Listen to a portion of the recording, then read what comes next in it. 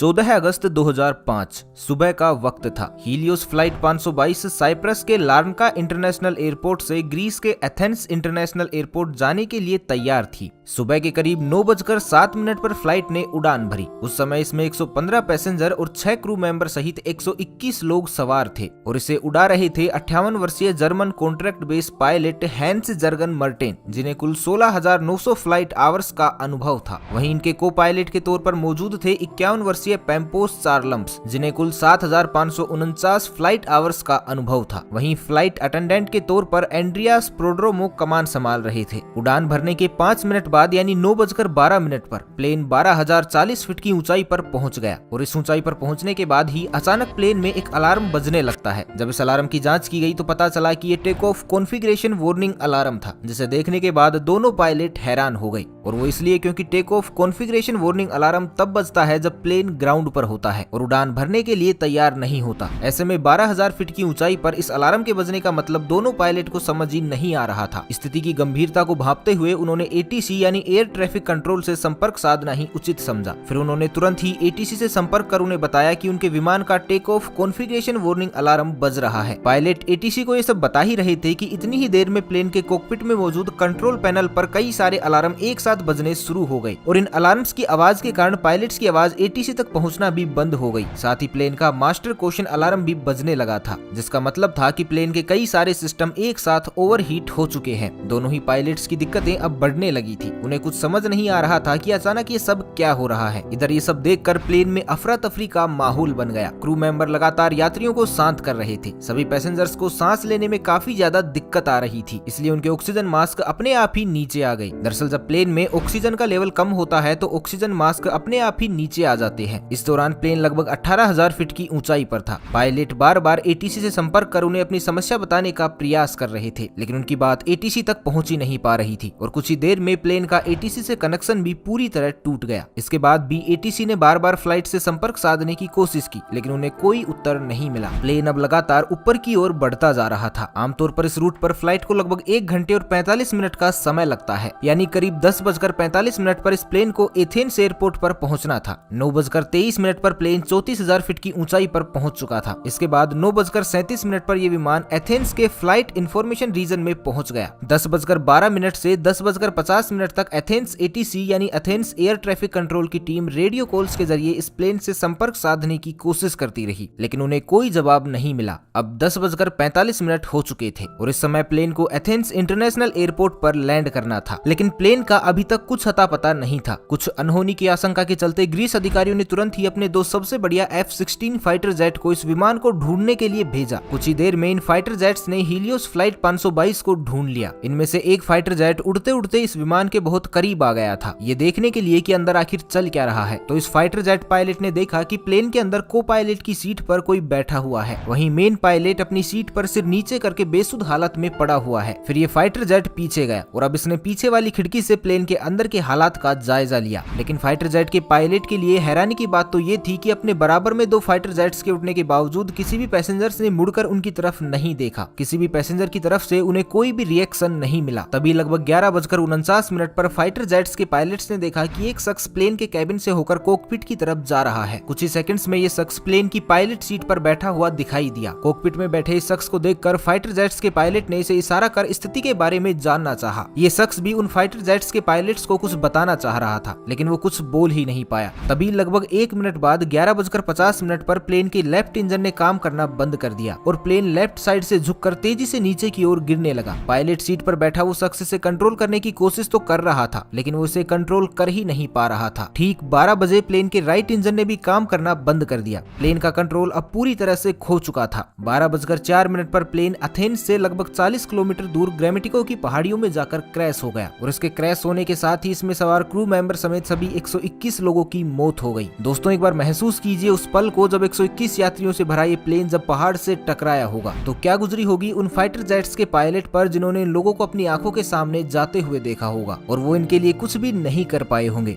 इसके बाद ग्रीस में फ्लाइट 522 के क्रैश होने की खबर सभी जगह आग की तरह फैल गई। तुरंत रेस्क्यू ऑपरेशन चलाया गया। सभी 121 लोगों की डेड बॉडी को एक एक करके ढूंढकर बाहर निकाला जाने लगा। लेकिन जब हादसे में मिली कुछ लोगों की डेड बॉडी की ऑटोप्सी की गई तो एक चौंका देने वाली बात सामने निकल कर आई। दरअसल जहाज में मौजूद ज्यादातर सभी लोग और पायलट्स प्लेन के क्रैश होने से पहले ही मर चुके थे। तो अब यहाँ सबसे बड़ा सवाल ये था कि जब पायलट प्लेन के क्रैश होने से पहले ही मर चुके थे तो लगभग 2 घंटे तक प्लेन का कंट्रोल किसके पास था। तो दोस्तों, हमने वीडियो की शुरुआत में एक व्यक्ति का जिक्र किया था, फ्लाइट अटेंडेंट एंड्रियास प्रोड्रोमो। जी हाँ, वो एंड्रियास प्रोड्रोमो ही थे जिन्होंने अभी तक इस जहाज को संभाले रखा था, क्योंकि अंत में उनकी ही आवाज एटीसी को सुनाई दी थी। एंड्रियास ने करीब 5 बार मेडे मेडे कहकर मदद की गुहार लगाई थी।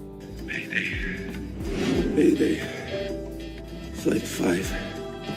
एंड्रियास के पास यूके कमर्शियल पायलट का लाइसेंस तो था, लेकिन उन्हें इतना एक्सपीरियंस नहीं था कि वो बोइंग 737 जैसे प्लेन को कंट्रोल कर सके। लेकिन बावजूद इसके वो इस विमान को घनी आबादी के क्षेत्र से दूर ले जाने में कामयाब रहे। जब एक्सपर्ट्स ने इस घटना के पीछे की वजह जानने के लिए जांच शुरू की तो उसमें सामने आया कि जब प्लेन लेफ्ट साइड में झुक गया था तो इसका कारण ये था कि प्लेन के लेफ्ट इंजन में फ्यूल खत्म हो गया था। लेकिन अभी भी इस हादसे की जड़ तक पहुंचा जाना बाकी था। तभी अचानक एक इन्वेस्टिगेटिव ऑफिसर की नजर कंट्रोल पैनल के एक बटन पर पड़ी और ये बटन था प्लेन के प्रेशर को सेट करने का। इस बटन को देखते ही उस ऑफिसर को पूरी कहानी समझ में आ गई। आपकी जानकारी के लिए बता दें कि प्रेशराइज बटन पूरे जहाज में एयर का प्रेशर कंट्रोल करता है। जनरली जहाज के बाहर लगे इंजन बाहर की हवा को थोड़ा थोड़ा करके अंदर भी भेजते रहते हैं ताकि विमान के अंदर बैठे लोगों को ऑक्सीजन मिल सके। आमतौर पर इस प्रेशराइज बटन को ऑटोमेटिक मोड पर ही रखा जाता है और अगर कभी इसे मैनुअल मोड पर किया भी जाए तो कैप्टन व को पायलट को इसका ध्यान रखना पड़ता है। अब हादसे की जड़ तक पहुंचने के लिए हम आपको घटना से एक दिन पहले ले चलते हैं, जब बोइंग 737 का ये जहाज अपनी रूटीन सर्विस पर गया हुआ था। वहां इसको अच्छे से चेक करके इसकी सर्विस की गई और वहीं इसकी जांच करने वाले लोगों ने इसे मैनुअल मोड पर करके इसे पायलट को सौंप दिया था। विमान की उड़ान भरने से पहले पायलट और को पायलट दोनों का इस ओर ध्यान ही नहीं गया कि उनके प्लेन का मैनुअल मोड चालू ही रह गया है और इसके कारण जहाज में धीरे धीरे ऑक्सीजन की मात्रा घटने लगी थी, जिसके कारण विमान में बैठे सभी यात्रियों को बेचैनी होने लगी। और जब कॉकपिट में बैठे पायलट्स को ये अलार्म सुनाई दिए तो उन्होंने इसके पीछे का कारण जानना शुरू किया। लेकिन एक बार के लिए भी उनका ध्यान इस ओर गया ही नहीं कि प्लेन का प्रेशराइज बटन ऑन ही रह गया है। इस वजह से कॉकपिट में भी ऑक्सीजन का लेवल घट गया था, जिसके कारण दोनों पायलट बेहोशी की हालत में जाने लगे थे। विमान के अंदर ऑक्सीजन मास्क तो सभी यात्रियों को मिल चुका था, लेकिन कॉकपिट में ऑक्सीजन मास्क अपने आप नीचे नहीं गिरते, जिस कारण से दोनों पायलट बेहोश हो गए। साथ ही प्लेन में मौजूद यात्री और क्रू मेंबर भी अब एक एक करके बेहोश होने लगे थे, क्योंकि इनकी पैसेंजर सीट के ऊपर लगा ऑक्सीजन मास्क केवल 12 मिनट तक की ही ऑक्सीजन दे सकता था और ऑक्सीजन न मिल पाने के कारण सभी लोग धीरे धीरे दम तोड़ रहे थे। प्लेन अब ऑटो पायलट मोड पर ही एथेंस की तरफ बढ़ता जा रहा था। एक समय ऐसा आया जब प्लेन में मौजूद सभी सदस्यों ने दम तोड़ दिया, केवल एक जने को छोड़कर, और ये थे फ्लाइट अटेंडेंट एंड्रियास प्रोड्रोमो। अब आप भी यही सोच रहे होंगे कि आखिर एंड्रियास इतने लंबे समय तक कैसे जीवित रहे। तो आपको बता दें कि एंड्रियास एक स्कूबा डाइवर थे और क्योंकि स्कूबा डाइवर अपनी सांसों को लंबे समय तक रोक पाने में सक्षम होते हैं, इसलिए वो अब तक जिंदा रहे। लेकिन ऑक्सीजन प्रॉपर न मिलने के कारण अब उनकी भी हालत खराब हो चुकी थी। लेकिन जैसे तैसे करके वो कॉकपिट तक पहुंचे और प्लेन को कंट्रोल करने की कोशिश करने लगे। लेकिन एथेंस तक पहुंचते पहुंचते ये प्लेन यात्रियों की जगह उनकी लाशों से भर चुका था। एंड्रियास अंत तक प्लेन को कंट्रोल करने की कोशिशों में लगे रहे, लेकिन दुर्भाग्यवश वो इसमें सफल नहीं हो सके और अंततः प्लेन पहाड़ियों में जा टकराया और इसमें सवार सभी 121 लोगों की दुखद मौत हो गई। इस घटना के लगभग 15 महीनों बाद ग्रीस के अधिकारियों ने इस घटना की रिपोर्ट पेश की, जिसमें बताया गया कि इस पूरी घटना के लिए सिर्फ और सिर्फ एक बटन जिम्मेदार था, प्लेन का प्रेशराइज बटन, क्योंकि ये बटन उस वक्त मैनुअल मोड पर था। लेकिन भले ही अधिकारियों को ये नहीं लगता हो, पर हमारी नजर में असल दोषी उस सर्विस सेंटर के एम्प्लॉय थे जहां प्लेन रूटीन सर्विस के लिए गया था, क्योंकि उन्होंने इस प्रेशराइज बटन को ऑटो से मैनुअल मोड पर कर दिया था। लेकिन इस बात की खबर किसी को भी नहीं दी थी। ऐसे में या तो उन्हें इसे वापस ऑटो मोड में डालना चाहिए था या पायलट को इस बात से अवगत करवाना चाहिए था, लेकिन उन्होंने ऐसा कुछ नहीं किया। शायद अगर वो इतनी बड़ी लापरवाही नहीं करते तो उस दिन 121 लोगों को अपनी जान नहीं गंवानी पड़ती। तो आपकी इस बारे में क्या राय है, हमें कमेंट करके जरूर बताइए। तो बस आज के लिए इतना ही, मिलते हैं एक नई वीडियो में। तब तक के लिए खुश रहें, मस्त रहें, हंसते रहें। भगवान करे आप सभी का दिन शुभ हो।